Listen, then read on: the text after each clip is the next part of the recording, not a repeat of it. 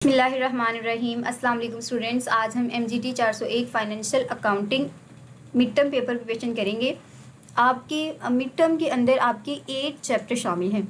आपका ये जो सब्जेक्ट है ये 17 चैप्टर्स पर मुश्तमिल है और आपकी जो टोटल टॉपिक्स हैं लेक्चर 8 तक वो आपकी मिड टर्म के अंदर शामिल हैं। तो इंशाल्लाह अगर आप रिक्वेस्ट करेंगे तो मैं आपको फाइनल टर्म लेक्चर्स भी प्रोवाइड कर दूँगी। लेक्चर 1 है हमारे पास IASB framework describe. IASB framework क्या डिस्क्राइब करता है स्टूडेंट्स? द ओवरऑल ऑब्जेक्टिव को एंड कंसेप्ट, जो हमारे कंसेप्ट्स होते हैं उनकी गाइडिंग जनरल पर्पस होते हैं फाइनेंशियल रिपोर्टिंग के, और इंटरनेशनल स्पेस के ऊपर ये हमें प्रोवाइड करता है। जैसे आई से इंटरनेशनल होता है, तो स्टूडेंट याद रखें कि IASB एक ऐसा फ्रेमवर्क है जो हमारे ओवरऑल ऑब्जेक्टिव्स को, कंसेप्ट्स को, जो गाइडिंग के जनरल पर्पस होते हैं फाइनेंशियल रिपोर्टिंग के अकॉर्डिंगली पूरी दुनिया में, उनको डिस्क्राइब करता है। Crucially the concept framework is not an accounting standard IFRS। तो बुनियादी तौर पर हमारा ये जो कंसेप्ट फ्रेमवर्क होता है, इसका कंसेप्चुअल फ्रेमवर्क वो स्टैंडर्ड नहीं है IFRS का। Nothing in this override specific technical guidance with in a active IFRS standard. लेकिन इसके अंदर ऐसा कोई हमारे पास ऐसे पॉइंट्स हैं नहीं जो हमारी गाइडेंस को ओवरराइड करते हों। तो primary objective focus on providing high utility financial details. जो हमारा प्राइमरी ऑब्जेक्टिव होता है वो हाई यूटिलिटी फाइनेंशियल डिटेल्स को प्रोवाइड करना, रिपोर्टिंग की एंटिटीज़ को एग्जिस्ट करवाना, और उसके जो पोटेंशियल इन्वेस्टर्स होते हैं, रेंडर्स होते हैं, और जो हमारे क्रेडिटर्स होते हैं उनकी एग्जिस्टेंस को मेंटेन करना। और हमारे पास एलिमेंट्स क्या होते हैं? Elements directly tied to financial position are categorized into assets, liabilities and equality portfolios. तो स्टूडेंट ये आपका शॉर्ट क्वेश्चन है कि एलिमेंट्स के अंदर हमारी कौन सी चीज़ें आ जाती हैं। तो फाइनेंशियल पोजीशंस के अकॉर्डिंगली एलिमेंट्स हमारे किस तरह कैटेगराइज होते हैं? एसेट्स में, लिबिलिटीज़ में और इक्विटी पोर्टफोलियोज में। Element directly tied to financial performance. Directly element किसके साथ टाई होते हैं? हमारे फाइनेंशियल परफॉर्मेंस मैट्रिक्स के साथ, जिसको हम रिकॉग्नाइज कर सकते हैं income tracking or expense overflow के साथ। तो that is most important MCQ कि हम किस तरह से इसको ट्रैक कर सकते हैं। Recognition parameter dictate that item must fit standard formal element. हमारा जो रिकॉग्नाइजेशन पैरामीटर होता है वो इस चीज़ को डिक्टेट करता है कि जो हमारा एलिमेंट है या हमारा आइटम है वो हमारी फॉर्मल एलिमेंट स्टैंडर्ड में फिट बैठता है, और जो भी इसकी डेफिनेशन है उसके accordingly. And deliver both high relevance and faithful presentation of proof. तो जो भी हमारी हाई रेलिवेंस है और या फिर हमारी जो फेथफुल प्रेजेंटेशन है उसको प्रूफ करता है। डी रिकॉग्नाइजेशन अब क्या करती है? Derecognition model complete removal of all target fractions of recognized assets liabilities upon loss of legal control or discharge of formal abilities. तो स्टूडेंट ये जो ये जो आपकी रिकॉग्नाइजेशन और डी रिकॉग्नाइजेशन ये आपके लोन के लिहाज से इंपॉर्टेंट है। तो डी रिकॉग्नाइजेशन क्या होती है? बिल्कुल ऑपोजिट होती है आपकी रिकॉग्नाइजेशन के।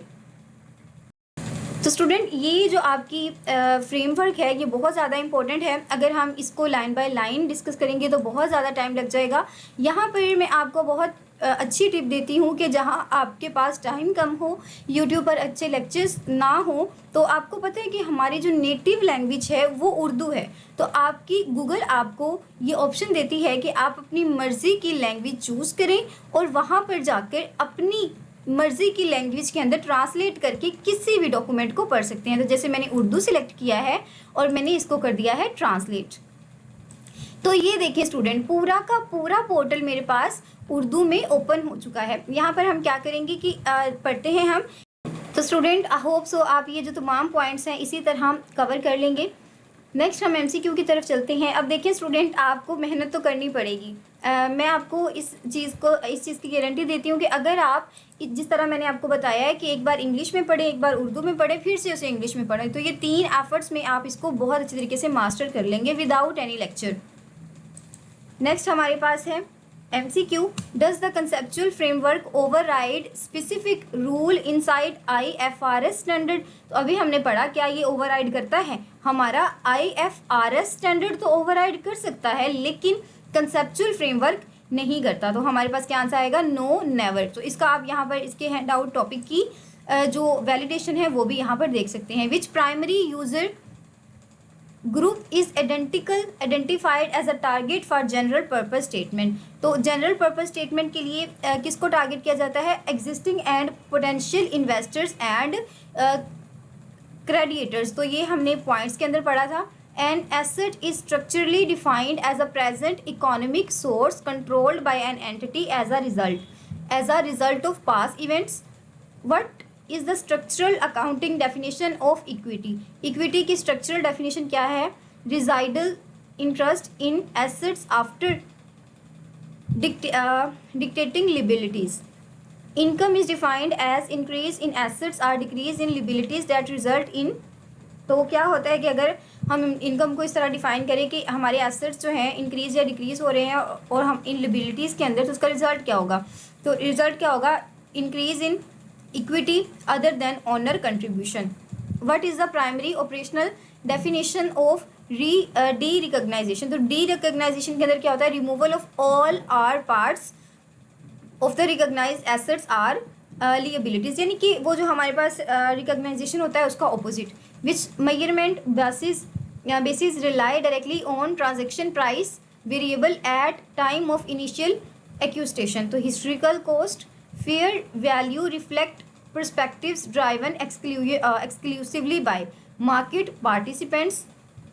Value in use is computed by calculating the present value of cash cow an entity expects to derive from। तो जो हमारी वैल्यू ऑफ यूज़ होता है जिसको हम कंप्यूट कर सकते हैं कैलकुलेटिंग के थ्रू किस तरह से कि उसकी जो प्रेजेंट वैल्यू है कैश काउ की उसको एज एन एंटिटी रख के, तो हम क्या एक्सपेक्ट कर सकते हैं कि हमारे पास क्या ड्राइव होगा। तो हमारे पास क्या ड्राइव होगा, the continuing use and ultimate disposal of an asset. तो हमारे पास क्या होगा कि हमारी जो यूज़ है वो कंटिन्यू ही रहेगा और जो हमारा अल्टीमेट डिस्पोजल ऑफ एसेट है वो होना स्टार्ट हो जाएगा। Current cost is conceptually categorised by. Current cost को हम किस तरह से कैटेगराइज कर सकते हैं, एंट्री वैल्यू मैट्रिक के साथ। ये बुक बहुत ज़्यादा आपकी मुश्किल है स्टूडेंट, तो अगर आप इसको पास करना चाहते हैं तो आपने इस वीडियो को कंप्लीट ज़रूर वॉच करना है, बिकॉज आपने इसके अच्छे लेक्चर्स भी नहीं लिए हुए। Which regulatory body in Pakistan formally notify applicable accounting standard in the official gazette. कौन सी हमारे पास ऐसी पाकिस्तान के अंदर हमारे पास एक ऐसी एजेंसी है जो इस चीज़ को अकाउंटिंग के स्टैंडर्ड्स को देख रही होती है, तो SEC हमारे पास वो कंपनी है, मोस्ट इंपॉर्टेंट है ये। What is the primary stationery responsibilities of ISAP regarding standard implementation. तो स्टैंडर्ड इम्प्लीमेंटेशन के रिकॉर्डिंगली हमारे पास क्या है कि recommending reporting standard for notification by SECP। Which schedule of companies act 2017 outline explicit disclosure matrix for listed corporation entities. तो 4th schedule था। The 5th schedule of companies act 2017 applies directly to which corporation segment. तो हमारा जो 5th schedule था वो किस पर apply हो रहा था, नॉन लिस्टेड कंपनीज के ऊपर। What form of evaluation define qualitative construct over choosing measure baseline. तो हमारे पास जो इवैल्यूएशन होती है उसको हम किस तरह से डिफाइन करते हैं कि क्वालिटेटिव कंस्ट्रेन को हम क्या कर देते हैं, ओवर कर देते हैं चूजिंग मेजरमेंट बेसलाइंस। तो हमारे पास किसके ऊपर हम इसको कर रहे होते हैं, ओवरराइड या फिर उसको या उसके ओवर कर रहे होते हैं, तो कॉस्ट बेनिफिट बैलेंस कंस्ट्रेन। दो चीज़ें ही हमारी होती हैं, क्वालिटेटिव कंस्ट्रेन के ओवर हम किसको कर रहे होते हैं, हमारी कॉस्ट बेनिफिट बैलेंस कंस्ट्रेन को। तो ये यहाँ पर आप इसके नीचे वाले जो इसके पॉइंट्स हैं आप इनको भी देखिए, ये टॉपिक नंबर 13 के अंदर से आया है। Under what specific condition can a current value can be used as deemed cost on initial recognition. Initial recognition पर उसकी कौन सी स्पेसिफिक कंडीशन है कि हमारी जो करंट वैल्यू है उसको हम यूज़ कर लें एज अ डैम्ड कॉस्ट। तो कब हम यूज़ कर सकते हैं, जब हमारी market transaction are not conducted on the market terms. Classification sorted on shared characteristics is exemplified in hand out by term. तो क्लासिफिकेशन को अगर हम सॉर्ट करते हैं शेयर्ड करेक्टरिस्टिक्स से, तो हमारे हैंड आउट ने किस टर्म को स्पेसिफाई किया है, करंट एसेट ग्रुपिंग को। Aggregation involve adding together element that possesses. तो हमारे पास जो एग्रीगेशन है वो इन्वॉल्व करता है हमारी एलिमेंट्स को ऐड करने के लिए। तो इसके अंदर क्या प्रोसेस हम करते हैं, shared characteristics and some classifications. The final step of IFRS adoption inside Pakistan required notification in the official gazette by SECP। तो हमारी जो फाइनेंशियल नोटिफिकेशंस हो रही होती है उसको हमारा SECP इंस्टीट्यूट देख रहा होता है पाकिस्तान के अंदर। What occur in instant and IFRS adoption is formally noted in a official गेजेटी। तो हमारे पास ऐसा कौन सा स्टैंडर्ड होता है जो इस चीज़ को मेजर कर रहा होता है या इसको लुक आफ्टर कर रहा होता है। तो standard acquires the explicit authority of the law. तो हमारी जो स्टैंडर्ड होता है वो इस चीज़ को क्योर कर रहा होता है कि हमारी जो एक्सप्लिसिट लॉ है क्या वो उसके अंडर है या नहीं।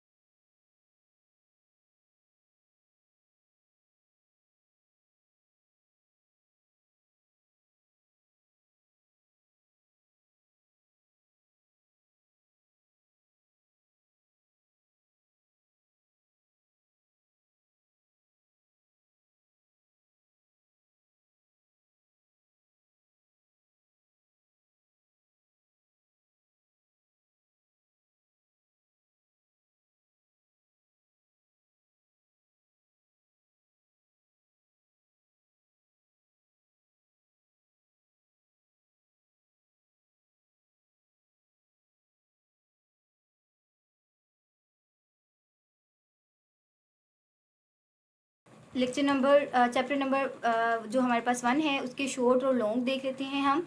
सबसे पहला शॉर्ट क्वेश्चन है, state the primary objective of general purpose financial reporting. तो स्टूडेंट आप यहाँ से इसको याद कर सकते हैं, एज इट इज़ आप इसे नोट कर सकते हैं। देखें अब ये वाला जो सब्जेक्ट है ना MGT की बुक्स के अंदर सबसे ज़्यादा मुश्किल है, क्योंकि ये अकाउंटिंग फाइनेंशियल अकाउंटिंग का सब्जेक्ट है। तो आपकी जो इंस्ट्रक्टर हैं उनको भी इस चीज़ का बहुत अच्छे तरीके से इल्म है, वो आपको बहुत ज़्यादा टफ पेपर नहीं देंगे। तो अगर आप इनको अच्छे तरीके से तैयार कर लेते हैं तो आप बहुत अच्छा स्कोर कर लेंगे और 80% आप अपने पेपर को सॉल्व कर लेंगे। Differentiate between an asset and liability as defined by conceptual framework. तो आपने एसेट और लिबिलिटी को डिफाइन करना है उसके कंसेप्चुअल फ्रेमवर्क के अकॉर्डिंगली। थर्ड शॉर्ट क्वेश्चन है, what are 5 core elements of financial statements. 5 core elements कौन से हैं, asset, liabilities and equity, income and expenses. तो explain what demand cost means in historical cost made application, तो इसकी जो हमारे पास एप्लीकेशंस हैं और इसकी जो डिमांड है उस वो हमारे पास क्या होती है डीम्ड कोस्ट के अकॉर्डिंगली। इसको आपने यहाँ से याद कर लेना है। Define the term classification and aggregation, जो टर्म है आपके पास क्लासिफिकेशन और एग्रीगेशन क्या होती है आपने एक्सप्लेन करना है। Identify unique function of SECP और ICAP, तो इनके जो यूनिक फंक्शंस है आपने इनको यहाँ पर नोट करना है। नेक्स्ट आपने एनालिसिस करना है the core measurement basis permitted under the conceptual framework detailed entry versus exit value dynamics, तो इसको आपने डिटेल के साथ याद करना है स्टूडेंट। ये देखिए ये टॉपिक अगर आप कर लेंगे ना तो आपको बहुत अच्छे तरीके से हर तरह का कंसेप्ट हो जाएगा। कैसे, अब आपको पता है स्टूडेंट कि आपके पास जिस तरह आपकी असाइनमेंट्स आ रही होती हैं, एक सिनेरियो होता है, आपने एक चीज़ चूज़ करनी होती है, तो अगर आप इन दोनों को आपने एग्जिट वैल्यू और एंट्री वैल्यू दोनों को पढ़ा होगा ना तो आप उस सिनेरियो के अंदर से अच्छे से पिक कर सकते हैं। तो इस वजह से आपने इस कंसेप्ट को याद करना है। नेक्स्ट हमारे पास है discuss the structural requirement operational process and institutional role involve in IFRS with in the Pakistan. इसी तरह नेक्स्ट आपके पास क्या है कि आपने एग्जामिन करना है रिकॉग्नाइजेशन क्राइटेरिया गाइडलाइन। तो आपने देखें रिकॉग्नाइजेशन क्राइटेरिया गाइडलाइन को जब आप पढ़ लेंगे तो आप किसी भी सिनेरियो के अंदर से उसका आंसर दे सकते हैं। किसी भी तरह की जो आपसे इन्फॉर्मेशन पूछी जाएगी आप उसको हल कर सकते हैं। हमने अब चैप्टर नंबर 2 के MCQ करने हैं। विच standard govern the general structural presentation requirement for financial statement, तो IASI कर रहा 1 कर रहा होता है। A complete set of financial statement must be presented at minimum annually, तो मिनिमम जो हमारी फाइनेंशियल स्टेटमेंट्स होती हैं वो 1 साल की बेस पर होती है। ये आया है आपकी टॉपिक नंबर 24 से। What accounting stream is completely exampled from standard accrual basis mapped guidance, तो स्टूडेंट हमारे पास स्टेटमेंट ऑफ कैश फ्लो इसको एग्जाम्पलीफाइड करता है। A general rule of thumb treated financial line items are quantitatively immaterial if they fall below, अगर ये हमारे पास fall कर जाते हैं तो हमारा क्वांटिटेटिव इमेटीरियल क्या होगा 5% of the total asset or net income. Is reducing fixed asset by accumulating depreciation considered as an act of offsetting? No, it is a valuation adjustment process. Which criteria separates public interest companies from large size companies in Pakistan, तो कौन सा criteria उसे separate कर रहा होता है? Listed state on work exchange. What is the threshold definition of the small size company, क्या definition होती है कि वो जो पे कर रहे होते हैं कैपिटल को अप टू 10 मिलियंस कर रहे होते हैं। मोस्ट इंपॉर्टेंट है student the cost classification method analyzing outlay into a cost of sale, distribution and admin lines are functions of expense method. Which revaluation adjustment event is explicitly presented inside other comprehensive income OCI, तो student कौन हमें इसको comprehensive income को adjust कर रहा होता है? तो revaluation surplus of PPE assets. तो ये देखिए ना स्टूडेंट, ये जो तमाम MCQs हैं आपके पीछे वाले कंसेप्ट से ही हैं। अगर आप जैसे मैंने बताया है उर्दू में करके उसे पढ़ के फिर इंग्लिश में करके पढ़ेंगे तो ये MCQ आपको बहुत आसान लगेंगे। ये वाला सब्जेक्ट मैं भी फर्स्ट टाइम ही आपको करवा रही हूँ, तो इंशाल्लाह जब मैं लेक्चर्स प्रोवाइड करूँगी तो ये तमाम कंसेप्ट आपको दूँगी। What is defined as smallest identifiable group of assets generating independent cash cows, तो cash cow generating unit. Net current asset is calculated as total current asset minus total current asset के अंदर से हम total current liabilities को minus कर देते हैं। The process of converting non cash resources and rights into actual money is called realization, where when a revealed PPE asset is completely disposed of, where it is it unspended revaluation surplus transfer, तो हमारा unspended revaluation surplus कहाँ पर transfer हो जाता है? Directly to retained earning. Issuing bonus share to corporate investor alter cash cow by what amount? Zero impact on actual cash cow. Can shared premium accounts be utilized to fund assurance of bonus shares? Yes, allow under standard corporated rules. What document must register right issue capital expansion decision on the same day with SECP? Boards of director approved resolution. An entity is classified as high geared if it calculated gearing ratio rises above 50%. What entry is passed for final dividend proposed after the reporting date closing timeline? So no accounting entry is passed act as a reporting date. Deferred tax liability emerges when an asset financially carrying amount is greater than its tax validation, current tax calculation protocol evaluation accounting profit after adding back accounting depreciation outlies. तो अब इसका हम subjective देख लेते हैं. यहाँ पर देखें स्टूडेंट, मैं आपको इसके जो आंसर्स हैं, क्वेश्चंस है, वो रिवील करवा देती हूँ. आप वीडियो को पॉज करें और इसको यहाँ से नोट कर सकते हैं या इसको रीड आउट कर सकते हैं. ये आपके शॉर्ट क्वेश्चन हैं जो बहुत ज़्यादा इंपॉर्टेंट हैं. अगर आप शॉर्ट क्वेश्चन याद कर लेते हैं तो लॉन्ग भी आपका कवर हो जाता है, मैक्सिमम एमसीक्यू भी और शॉर्ट भी. तो ये जो याद करने वाली चीज़ है ना, उसको आप स्किप ना किया करें. ये हमारे पास 3 लॉन्ग क्वेश्चंस हैं. अब हम इसको भी मैं शो करवा देती हूँ. नेक्स्ट हम एमसीक्यू कर लेते हैं अपने चैप्टर नंबर 3 के.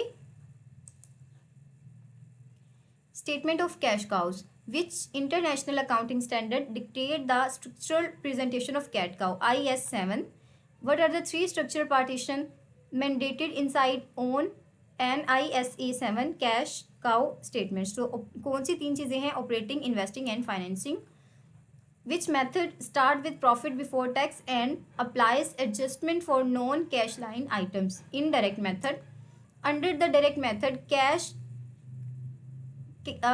collected from customer is calculated across with which operational variables?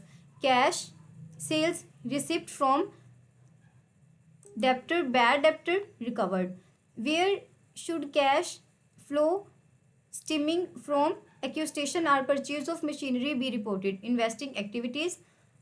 Proceed from fresh issuance of corporated equity share represented and cash inflow inside.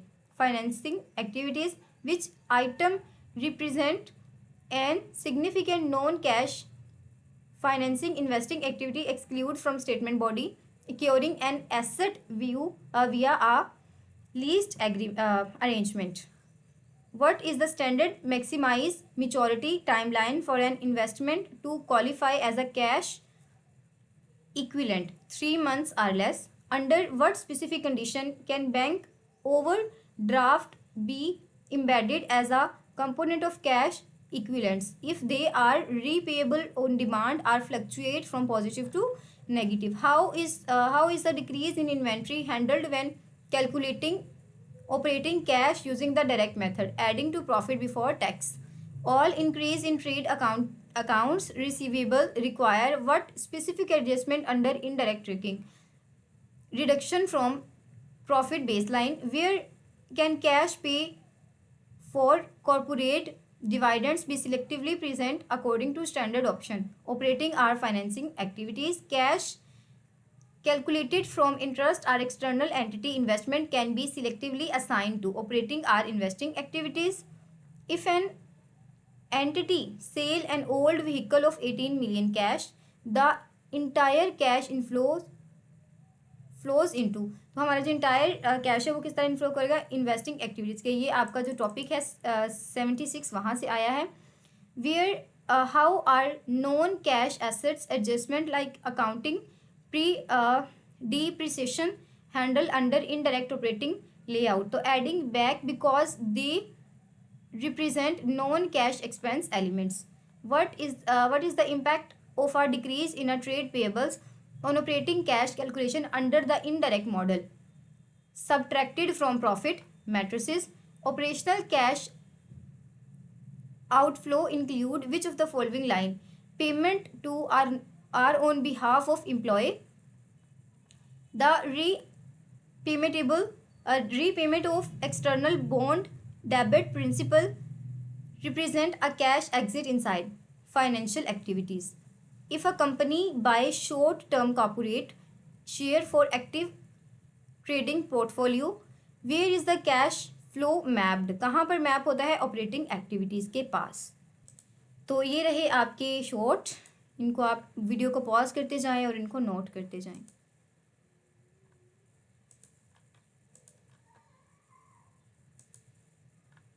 ये वाला जो आपका क्वेश्चन है बहुत इंपॉर्टेंट है। List the component that aggregate into final baseline calculation of cash and cash equivalents. तो ये वाला जो है आपके लॉन्ग में भी आ सकता है और अगर शॉर्ट में भी करना चाहे तो आ सकता है। अब ये देखिए ना स्टूडेंट, अब आप कहेंगे कि वीओ में तो इतनी लंबी लंबी स्टेटमेंट्स नहीं आती, बिला शुबा नहीं आती है, लेकिन स्टूडेंट अगर आप इनको पढ़ेंगे तो आपके अंदर एक क्वेश्चन पैदा होगा आपके माइंड के अंदर। फिर जब इस आप आंसर को पढ़ेंगे तो आपके अंदर इस एबिलिटी डिवेल्प हो जाएगी कि किस तरह से क्वेश्चन आता है या किस तरह का कंसेप्ट हमसे पूछा जाएगा और हमने किन अल्फाज में आंसर करना है।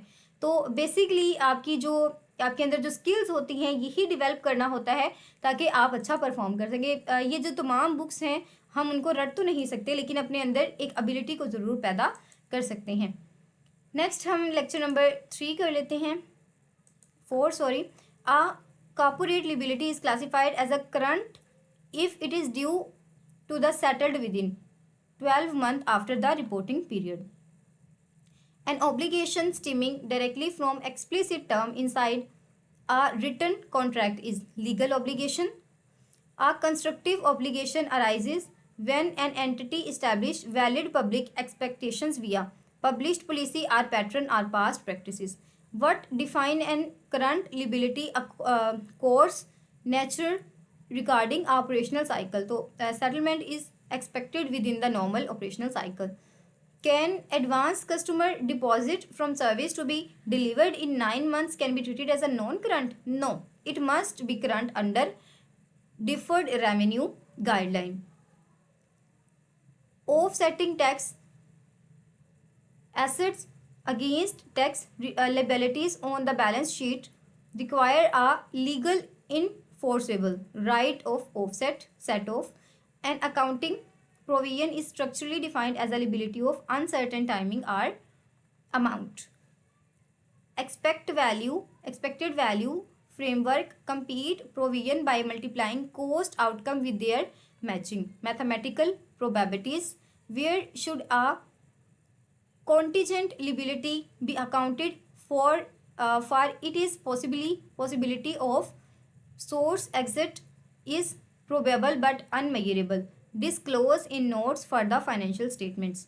If the possibility of an resource exit for the legal claim is determined to be remote, what disclosure is required? No disclosure is required. Which item qualify a clear financial liability? Issue, कौन सा element हमारा item qualify करता है? Issued corporation loan notes. Non financial liabilities are fundamentally characterized by what operational attribute? Mainly settled by deliver goods or services rather than cash. Financial liabilities are essentially initially measured at fair value of consideration received minus transaction assets. What subsequent measurement method applied to the vast majority of non-current corporate financial liabilities? Amortized cost method. The interest rate used to calculate the actual periodic cash interest paid to the bondholder is Copin interest rate. The effective interest rate present the internal rate that equates future cash payment with the initial carrying amount present value. What if a loan final repayment value at maturity exceed its initial cash receipt value? The effective rate is, तो effective rate higher हो जाएगा Copin rate से. Under the amortized cost method, the annual financing charge recorded inside the income statement is calculated as opening balance time times the effect interest rate. When can financial liability be formally derecognized from corporate accounts? Only when it is extinguished, like discharged, cancelled, or expires. तो difference between eligibility, carrying value and final cash consideration paid to settle if it is recognised in profit और loss of the period. तो hope so student आपको ये portal अच्छा लगा होगा। यहाँ पर एक इम्पॉर्टेंट पॉइंट कि ये वाली जो बुक है मैंने आपको पहले भी बताया कि ये बुक मैंने पढ़ाई नहीं है, इसके शॉर्ट लेक्चर्स मैंने प्रोवाइड नहीं किए अभी तक। तो डैट्स वाई कुछ कंसेप्ट्स हैं जो मेरे लिए भी मुश्किल लग रहे थे, क्योंकि फर्स्ट टाइम जब हम किसी भी चीज़ को पिक करते हैं तो हमें काफ़ी मुश्किल पेश आती है। तो मेरे एक बहुत रिस्पेक्टफुल टीचर ने मुझे ये रिक्वेस्ट की थी कि ये वीडियो मैं बना दूँ। इंशाल्लाह मैं इसके आपको बहुत अच्छे लेक्चर्स भी प्रोवाइड करूँगी। और ये जो पोर्टल है अगर आप हासिल करना चाहते हैं तो आप मुझे कमेंट कर सकते हैं। स्टूडेंट ये जो पोर्टल है कंप्लीट पोर्टल है, मैं आपको गारंटी के साथ कहती हूँ कि जो स्टूडेंट इसको याद करता है, समझता है, एक एक पॉइंट को क्लियर करता है, वो 100% भी स्कोर कर सकता है। 80% तो हमने खुद एक्सपीरियंस किया हुआ है। स्टूडेंट्स आपने इसे समझ के करना है। देखें, हम कम याद कर लें लेकिन अच्छा कर लें, ठीक है। इस रूल को आपने ज़रूर फॉलो करना है। दुआओं में ज़रूर याद रखिएगा। मेरी ये कोशिश अगर आपको अच्छी लगी हो तो आपने एक प्यारा सा कमेंट ज़रूर करना है। फ़ी अमानिल्लाह।